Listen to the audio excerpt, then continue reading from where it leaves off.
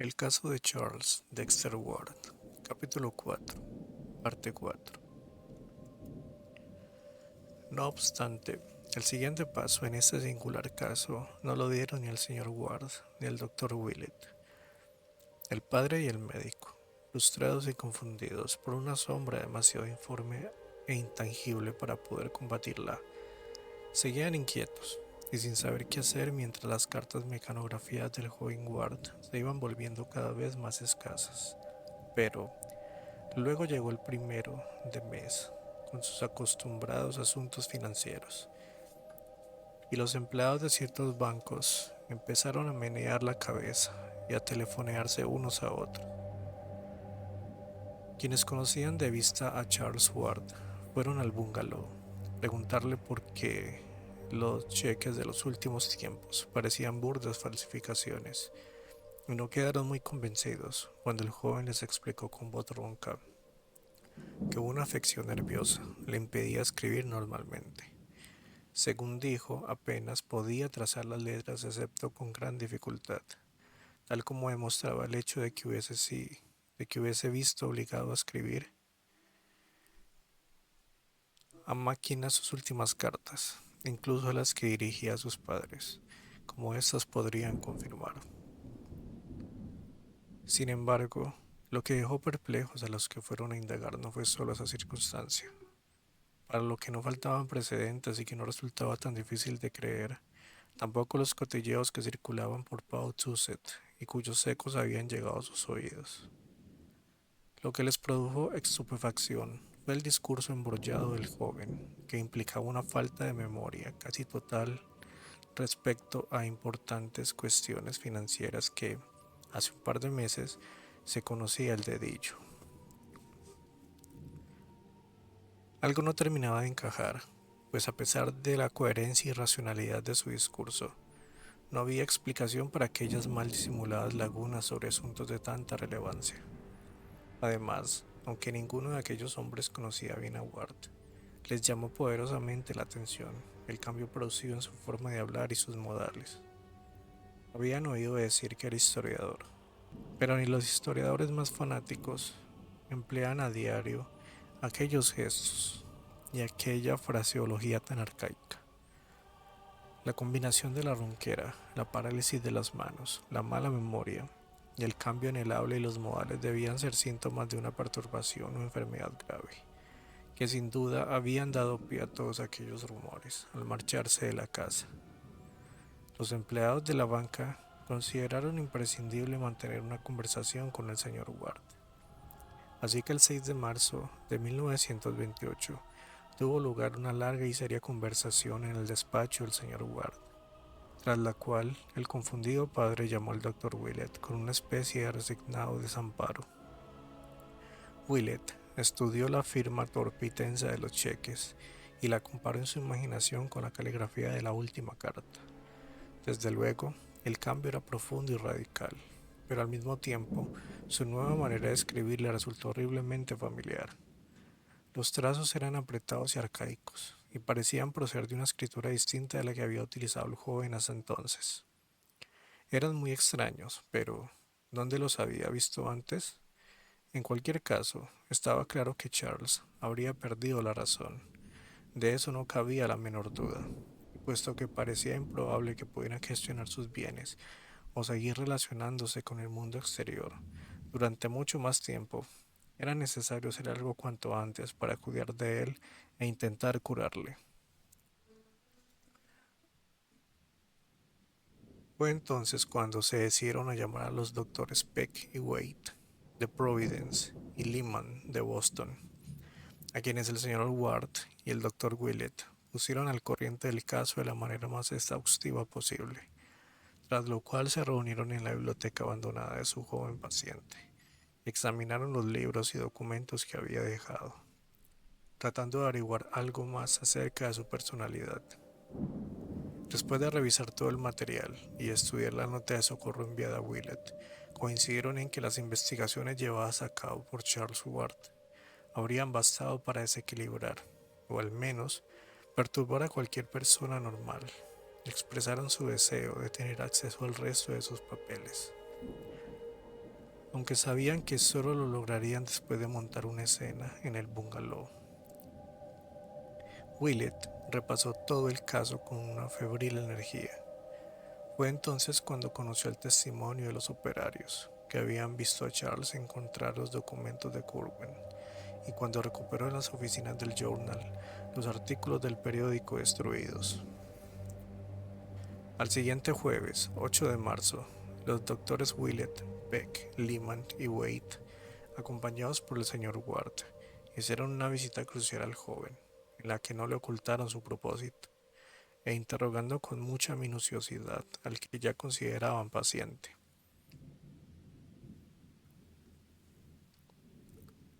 Aunque Charles tardó mucho en salir a recibirles, y todavía estaba impregnado de olores extraños y desagradables del laboratorio cuando hizo por fin su aparición.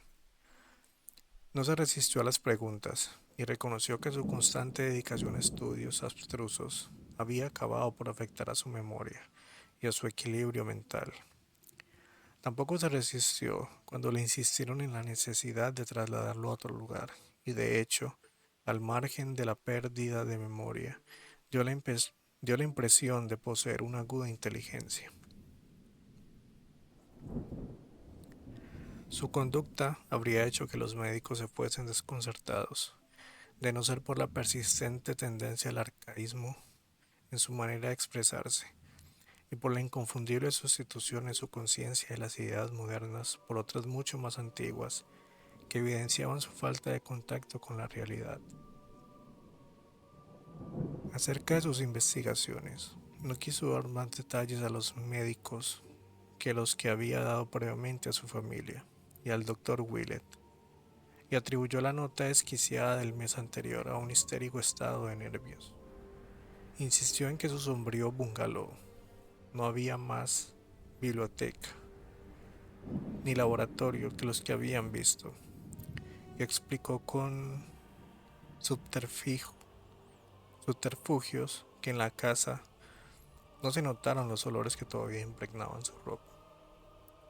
Atribuyó los rumores del vecindario a la vulgar fantasía que suele despertar la curiosidad y la ignorancia. Con respecto al paradero del doctor Allen, consideraba que no tenía libertad para dar detalles sobre su paradero, aunque aseguró a los médicos que el hombre de las gafas y la barba regresaría en cuanto fuese necesario. Ward no exhibió ni el más mínimo nerviosismo cuando, para impedir que respondiera a alguna pregunta, ordenó al estólido portugués que se retirara, ni al cerrar a su paso la puerta del bungalow, que aún parecía ocultar oscuros secretos, aunque notaron en él cierta tendencia a guardar silencio, como si escuchara algún levísimo sonido. En apariencia se mostraba animoso, con una plácida resignación filosófica, como si marcharse fuera un inconveniente provisional, necesario para evitar mayores complicaciones. Estaba claro que confiaba en que su agudeza, evidentemente intacta, le ayudaría a salir de cualquier situación comprometida en que hubiesen podido meterle sus fallos de memoria. Su voz y su escritura perdidas y su comportamiento excéntrico y misterioso. Acordaron no contárselo a su madre, y que el padre continuaría enviándole las notas mecanografiadas en su nombre. Llevaron a Ward al hospital privado, dirigido por el doctor Wade, en la tranquila y pintoresca isla de Connecticut, en mitad de la bahía, donde todos los médicos relacionados con su caso lo sometieron a un estudio y a un interrogatorio detallado. Fue entonces cuando repararon en algunas peculiaridades físicas: el metabolismo ralentizado, las alteraciones cutáneas y las reacciones neurológicas desproporcionadas.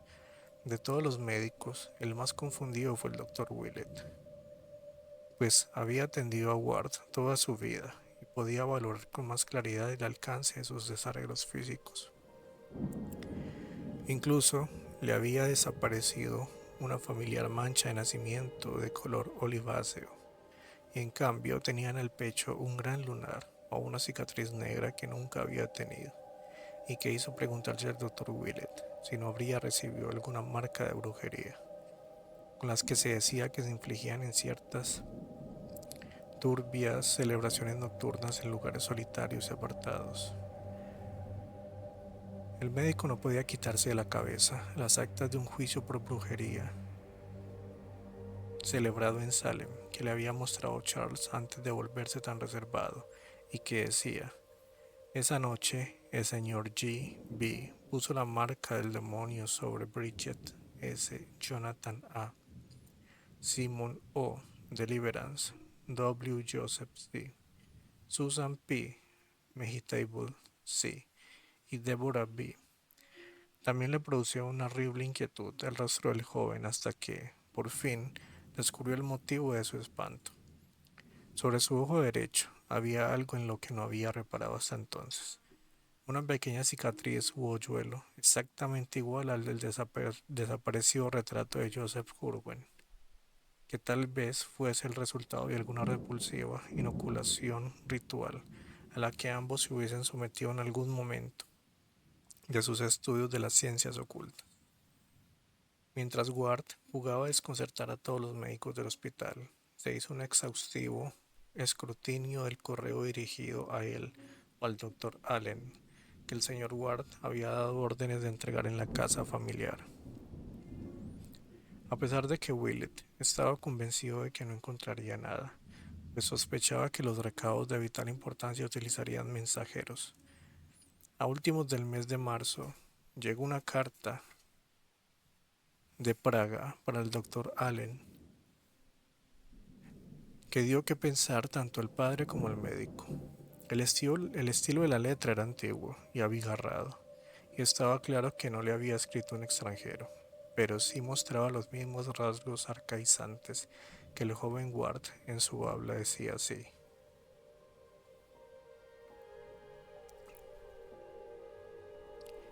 Kleinstraße 11, Altstadt, Praga, 11 de febrero de 1928. Al señor J. C. de Providence, hermano en Almusin Metatron. Hoy he recibido nuevas de lo que levantaron las sales que os envié. Fue un error que indicaba que alguien había cambiado la lápida del espécimen que me procuró Barnabás. Ocurre con frecuencia, como debéis saber, por lo que convocasteis en la Capilla Real en 1769, y lo que H. convocó en el viejo cementerio en 1690, y que casi supuso su fin. Yo convoqué lo mismo en Egipto, hace 75 años, y me causó la cicatriz que el muchacho vio en 1924. Como os dije hace mucho, no convoquéis nada que no podáis controlar, ni en las sales ni en las esferas exteriores. Tened siempre disponibles las palabras para aplacarlo, y detenerlo si tenéis la menor duda de quién habéis convocado. Las lápidas están cambiadas en 9 de cada 10 cementerios. No se puede estar seguro hasta convocarlo. Hoy he sabido de H., que ha tenido dificultades con los soldados. Probablemente lamente que Transilvania pase de Hungría a Rumania, y se trasladaría si el castillo no estuviese abarrotado, de lo que ambos sabemos. Pero sin duda ya os habrá escrito. En mi próximo envío habrá algo de una tumba de una colina del este que os agradará mucho. Entre tanto, no olvidéis que estoy necesitado de P.F. Si podéis conseguírmelo, conocéis a G. en Filadelfia mejor que yo. Convocadlo vos primero si queréis, pero no lo utilicéis tanto que se vuelva reticente, pues debo hablar con él. Jock Sotot, Neblotzin, Simon O. El señor Ward y el doctor Willett se quedaron anonadados ante aquella evidente muestra de absoluta locura. Solo con el tiempo llegaron a asimilar lo que parecía dar a entender. ¿Acaso era el ausente Dr. Allen y no Charles Ward quien había llegado a ser el espíritu rector de Pawtucket? Eso explicaría la condena de la última carta del joven. ¿Y cómo era posible que se dirigiera al barbudo desconocido como señor J.C.? Solo podía deducirse una cosa, pero era una monstruosidad inconcebible sin límites. ¿Quién era Simon O, el anciano a quien Ward había visitado en Praga 4 años antes? Tal vez, pero en los siglos pasados había habido otro Simon O, Simon Orne, alias Jedediah de Salem, desapareció en 1771, cuya peculiar escritura el Dr. Wallet reconoció entonces sin ningún género de dudas por las copias fotostáticas de las fórmulas de Orne que Charles le había mostrado en una ocasión. Qué horrores y misterios, qué contradicciones y contravenciones de la naturaleza habían regresado después del siglo y medio para hostigar a la vieja Providence con sus cúpulas y campanarios. El padre y el viejo médico, sin saber muy bien qué hacer ni qué pensar, fueron a visitar a Charles al hospital para preguntarle con la mayor sutileza posible por el doctor Allen, por su visita a Praga y por lo que había averiguado sobre Simon o Jedediah Ornet de Salem. El joven respondió con evasivas a todas sus preguntas, limitándose con un ronco susurro a contarles que había descubierto que el doctor Allen tenía una notable conexión espiritual con ciertas almas del pasado, y que cualquier corresponsal que pudiera tener en Praga poseería, con toda seguridad, unos dotes parecidas. Cuando se marcharon, el señor Ward y el doctor Williams se dieron cuenta consternados de que en verdad habían sido ellos los interrogados y que, sin proporcionarles ninguna información relevante, el joven se las había apuñado para sonsacarles lo que decía la carta de Praga. Los doctores Peck, Waite y Lehman no concedieron tanta importancia a la extraña correspondencia del compañero del joven Ward. Argumentaban que es frecuente que quienes padecen obsesiones y excentricidades similares tiendan a relacionarse y pensaron que Charles o Allen habían encontrado un colega exiliado, tal vez alguien que había visto la letra de Ornet y le había copiado para hacerse pasar por la reencarnación del desaparecido personaje. Cabía la posibilidad de que el propio Allen fuese un caso similar y se las hubiese arreglado para convencer al joven de que era un avatar de Corwin, fallecido hacía largo tiempo. Casos parecidos se habían visto antes. Del mismo modo, los obstinados médicos descartaron la creciente inquietud de Willett sobre la caligrafía de Ward, ya que no les cabía duda de que había estudiado en ejemplares improvisados y contenidos por medio de alguna artimaña. Willett estaba convencido de haber identificado por fin su extraño parecido. Le recordaba vagamente a la letra del propio Joseph Corwin, pero los otros lo consideraron una fase imitativa, previsible en una obsesión de esa naturaleza, y se negaron a concederle importancia, ni favorable ni desfavorable, ante la prosaica actitud adoptada por sus colegas. Willett aconsejó al señor Ward que no mostrase otra carta interceptada al doctor Allen, que llegó el 2 de abril desde Racos, Transilvania, y que estaba escrita con una letra tan parecida a la del documento cifrado de Hutchinson que tanto el padre como el médico duraron un instante, espantados, antes de romper el sello. Decía lo siguiente: Castillo Ferenczi, 7 de marzo de 1928, para el señor J.C. de Providence. Querido C., una patrulla de 20 soldados armados vino a preguntar los rumores que corren entre los campesinos. Debo, debo excavar más profundo para que se oiga menos. Estos romanos me acosan constantemente. Son molestos y desconfiados, mientras que a los húngaros se les podía comprar con comida y un poco de vino. El mes pasado, M. me consiguió el sarcófago de las 5 esfinges de la Acrópolis, donde dijo que sellaría a aquel a quien voy a convocar. Ya he tenido 3 conversaciones con lo que había inhumado en él, Irá directamente a S.O. en Praga y luego a vos. Es obstinado, pero ya sabéis cómo manejarlo. Habéis sido prudente al tener menos que antes, pues no hay necesidad de conservar a los guardianes con su forma y comiendo insaciablemente, y que den ocasión de ser descubiertos al menor contratiempo. Como bien sabéis, ahora podéis trasladarlos y seguir trabajando en otro sitio donde no sea un estorbo matarlos. Aunque espero que nada os obligue a seguir por tan molesto camino. Me alegra que ya no tengáis tanto comercio con los de afuera, pues supone un peligro mortal, y ya sabéis lo que ocurrió cuando perdisteis protección a uno que no quería darosla. Vos tenéis la ventaja de contar con las fórmulas que otro puede decir con éxito, pero Borellus ya imaginó que sería así.